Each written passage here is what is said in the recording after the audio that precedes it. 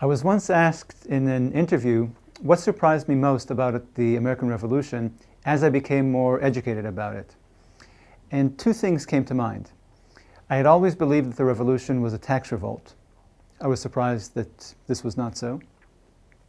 And I had always learned that the colonies separated because over the course of the 150 years of colonial life, the colonists were gradually Americanized. They became less like British people across the sea.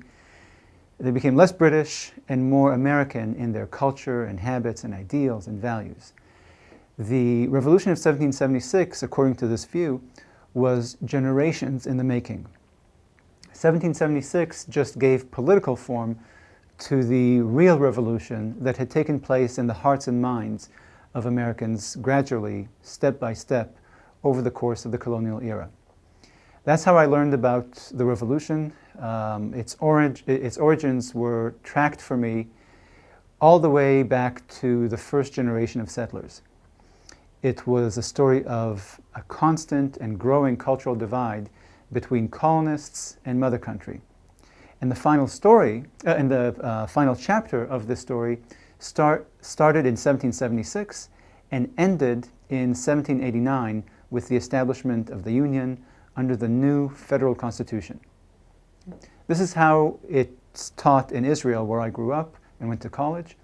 It's how it's taught in American schools and colleges and grad schools. And we all learn it also from the culture, from movies, novels, documentaries about the era, etc. I don't see it that way now. Separation was not gradual over generations. It came abruptly in those 10 or 15 years before the revolution because of a constitutional crisis. The Americans were British and they remained British. And they rebelled because they were British, not because they had become different. When the British government started to centralize the imperial bureaucracy, the colonists in America responded with a traditionally English resistance to arbitrary government. The same kind of resistance on display in England during the English Civil War and the Glorious Revolution. Two rebellions launched by Parliament against the sitting king in 1642 and again in 1688 in response to what they saw as the king establishing centralized and arbitrary rule. So the American Rebellion resembled those two great English rebellions of the 17th century. And just like those English rebels a century earlier, these rebels in the colonies were not trying to create something new, but to preserve something old, to preserve the status quo, not to change it. It was Charles I who was trying to change the patterns of English governance, not the parliamentarians who rebelled against him in the English Civil War. It was James II who was trying to change the system, not the parliament that ousted him in 1688. Similarly, in the 1760s and 70s, it was the British Parliament, not the American assemblies, which was trying to change the status quo. So once I became a convert on the origins and purpose and nature of the revolution, I started wondering, probably like all converts do, I wondered, how did I not see this? Why were my eyes so closed to this all these years? Because it seemed obvious in hindsight. And my conclusion was that it wasn't my fault. Every book, every textbook, every syllabus, and every movie I had come across ended the revolution in 1789 with the new Constitution and George Washington presiding over the Union.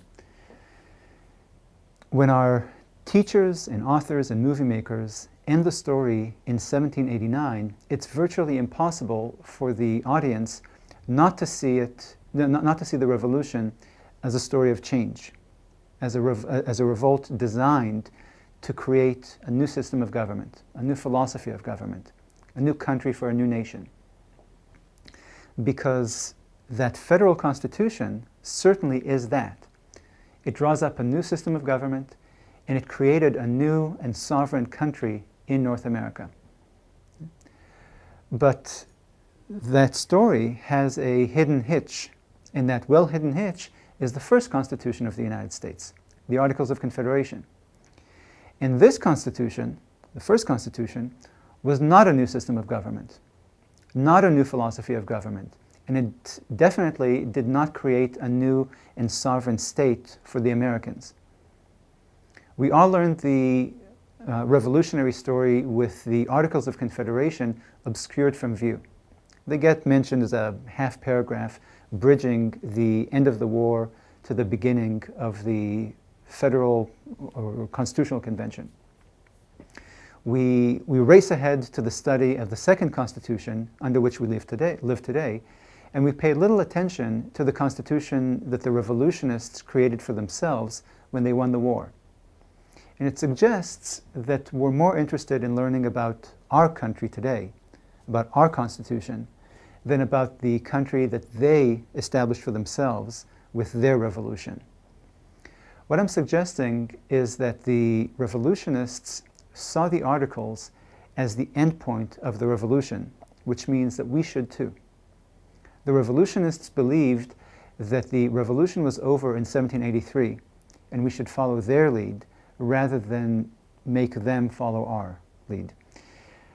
Once we highlight the Articles of Confederation as the end and the purpose of the revolution emerges as most revolutionists understood it, as a backward-looking movement to preserve old English liberties, a movement that looked to past precedent to preserve the old status quo, instead of a movement to create a new system of government for a new nation. Of course, the Federal Constitution, the second Constitution, was very important. And it's very important to us because it's our system of government. But it was not the product of the Revolution of 1776. When the victorious revolutionists set up a government for themselves to correct the abuses of Parliament, they created the Articles, not the Federal Constitution. The content of the Articles reflected the complaints that they had in the 1760s and 70s. The Articles of Confederation fixed those parliamentary abuses that they had complained about in the 60s and 70s. By the same token, the content of the second Constitution reflected complaints that Americans had after the Revolution, in the 1780s. The second Constitution tells us about the complaints and the aims of Federalists in the 1780s. It does not tell us about the complaints and aims of the revolutionists of 1776. So let me skip back to the beginning, to the origins of the revolution, so I can explain why we should see the Articles as embodying the spirit of 1776.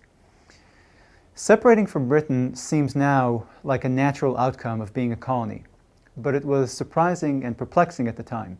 It's still perplexing and intriguing for Americans today. When people present it as a revolt over taxation resulting from the huge British war debt from the French and Indian War, they're correct in the sense that the debt nearly doubled during that war, and that taxation increased. But there's good reason for skepticism, especially considering who led this revolt.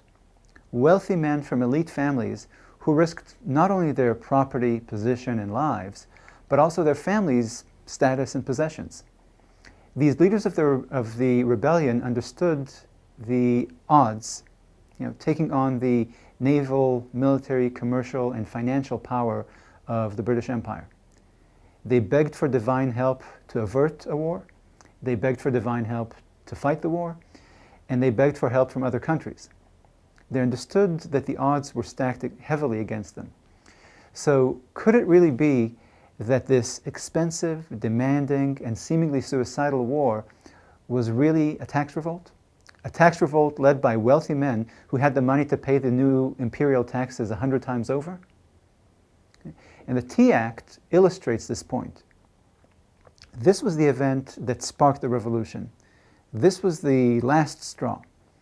It eliminated the tax on tea and brought to America by the British East India Company, which lowered the price of tea for all consumers.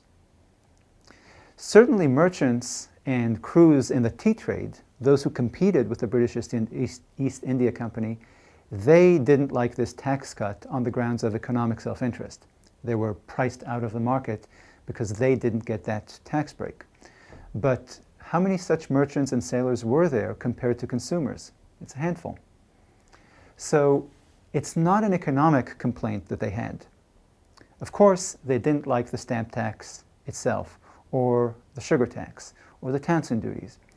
But what distressed them, much more than the level of taxation, was the constitutional issue of who had the authority to legislate a tax, or to legislate a tax cut for this or that company. What distressed them was the question of who governs here, the local government or the central government. And this is not me trying to read what was in the backs of their minds. They said so themselves plainly in the Declaration of Independence, where they complained of attempts by Parliament to extend unwarrantable jurisdiction over us. Unwarrantable jurisdiction by the central government over local communities. So let me create a similar scenario for our times as an illustration. If tomorrow the United Nations imposed a $10 tax on Americans, a property tax, Americans would holler and wail and resist, but we wouldn't think that it's a tax revolt. We wouldn't think Americans are resisting because the tax is too high. No doubt Americans would rather keep the $10 than pay it, but even if the tax were reduced to 1 cent, Americans would still find it intolerable that the UN claims the right to pass laws, including tax laws, on Americans. And I think any pollster will back me up on this. But why? Why is it so intolerable for the UN to tax you and me 1 cent a year?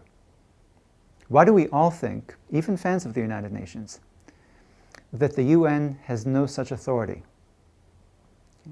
If you think, it's because we value representative government. We believe that for laws to be legitimate, they have to be passed by the people themselves, through legislatures filled with people who represent them. The colonists believed the very same thing back then in the 18th century. And Americans were represented in colonial assemblies, not in Parliament. Just like we today are represented in our city hall, in our state capital, in Washington, D.C., but not in the UN. This is what we mean when we say no taxation without representation. You can't tax me unless I'm represented in the taxing body.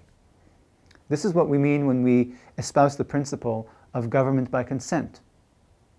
And this is exactly what they meant by it roughly 250 years ago. They were not asking for representation in Parliament when they said no taxation without representation. Indeed, if you remember the anecdote about Benjamin Franklin floating this idea of representation in Parliament, Americans rejected it. What they were saying instead was that they would not be taxed by a Parliament in which they were not represented. They were self-governing British subjects of the king with local representative governments to legislate for them and tax them. Representative government was government by consent. Unrepresentative government was arbitrary government, as arbitrary as the rule of Charles I and James II back in 1642 and 1688. What this suggests is that the revolution was not a tax revolt. It was a constitutional opposition movement to halt the changes that the British government was enacting in the structure or constitution of the empire. In the colonial era, before the American Revolution, the empire was decentralized. It was an empire in which local settlers governed themselves locally. This was the model of empire referred to at the time as salutary neglect. Strong local governments and a weak central government in London. The revolutionary era, by contrast, saw Parliament attempting to transform the empire into a more centralized state governed from the center at the expense of self-government in local communities. And the British would continue this trend after the Revolution. The British Empire in the 19th century will operate like the kind of empire that Britain had envisioned and tried to create in America in the 1760s and 70s. This is why I suggest that the American Revolution was a conservative revolution, designed to conserve or preserve the status quo, not to change it. Britain was trying to change the status quo by moving away from salutary neglect, whereas the American rebels clamored for preserving salutary neglect. I can offer 5 pieces of evidence in support of this contention. First, the Albany Plan, proposed by the Board of Trade, rejected by all colonial legislatures. They were happy with the status quo of local governments governing local populations. A central government that competed with these local governments was seen as a threat. This is why Americans rejected the Albany Plan in the 1750s. This is why they rejected Parliament's reforms in the 1760s and 70s. And it's why they were so fearful and resistant about the creation of the federal government in the late 1780s. Second was resistance to the Tea Act, as we already discussed. It reveals constitutional concerns about arbitrary power rather than economic resistance to high taxation. Third, the leaders of this rebellion were the rich and powerful in these colonies. These were the winners of colonial America. These people liked the status quo. The status quo was good to them. It suggests that they fought to preserve the status quo, not to change it. Fourth, in 1778, when the French entered the war on the American side, the British all of a sudden offered the Americans a peace proposal, which offered a return to the constitutional arrangement of pre-1763, before the Sugar Act, before the Stamp Act, before the Declaratory Act, before the Tea Act. This shows that the British back then, in real time, understood that this was not a tax revolt, but a constitutional crisis. That what Americans wanted all along was continued salutary neglect, the constitutional arrangement of pre-1763. Britain wasn't going to give it to them in the 1760s, or in 1774, or in 1776, but they were willing to give it now in 1778 when they faced the prospect of losing the war. And a final piece of evidence is the Articles of Confederation themselves, which recreated salutary neglect, a strong local governments under a weak central government. Until the French and Indian War, the British Empire was a loose confederation of American and Caribbean colonies. Each colony governed itself, but followed imperial instruction and leadership in matters of defense and foreign trade. The U.S. under the Articles of Confederation looked exactly like that. So I think these are demonstrable. It wasn't a tax revolt. It was a constitutional revolt to preserve salutary neglect, and it ended with the reinstatement of salutary neglect when Americans ratified the first American Constitution, the Articles of Confederation. What still requires explanation is why. What made government by consent so viscerally important to them that they risked so much for it, and in the face of such great odds? Why is it that these British communities in America feared and opposed arbitrary power on principle to a degree that most of us won't oppose it even when it's actually practiced on us? This is something that Edmund Burke commented on in the 1760s on the eve of the Revolution, and which scholars like Bernard Bailyn, Jack Green, J.R. Pohl, and others have examined. I don't have the time to get into why Anglo-Americans developed such fears about arbitrary power. And even if I did have time, I don't know for sure. I'm sure it was part Protestant theology dealing with human sinfulness, part Hobbesian philosophy, part English historical experience with arbitrary power from Henry VIII through Mary and Elizabeth and through Charles I, Cromwell, James II, Robert Walpole. But I want to again reiterate that we already saw such fears on principle, producing major rebellions in Old England in the 1640s and 1680s. And to these two English rebellions, you can add also two rebellions in Scotland in 1715 and 1745. So even though many at the time, and many historians today, see this fear of centralized power as uniquely American, it should actually be understood as commonly English or British. What is common to all these British rebellions, the ones in England, in Scotland, and in America, is the attachment to government by consent and a driving fear of arbitrary power. Government by consent, that is, representative government, is simply the practical solution to the central conviction in English and Scottish political philosophy or political mentality that men with power will abuse it. Men with power will abuse it. Everything else flows from this understanding of human nature. The political institutions, the procedures, the attachment to local government, the fear of concentrating power in one man or in one group of men or in one institution. All the principles on display in the British Bill of Rights, in the American state constitutions, in the Articles of Confederation, in the Federal Constitution, in the American Bill of Rights, these are all institutional manifestations of the assumption that men with power will abuse it. And like I said, this conviction that men with power will abuse it and the institutional and constitutional solutions to this problem, keeping power diffuse rather than concentrated, these were not unique to this American rebellion. They were the animating factors in 4 previous British rebellions over the preceding century, 2 in England and 2 in Scotland.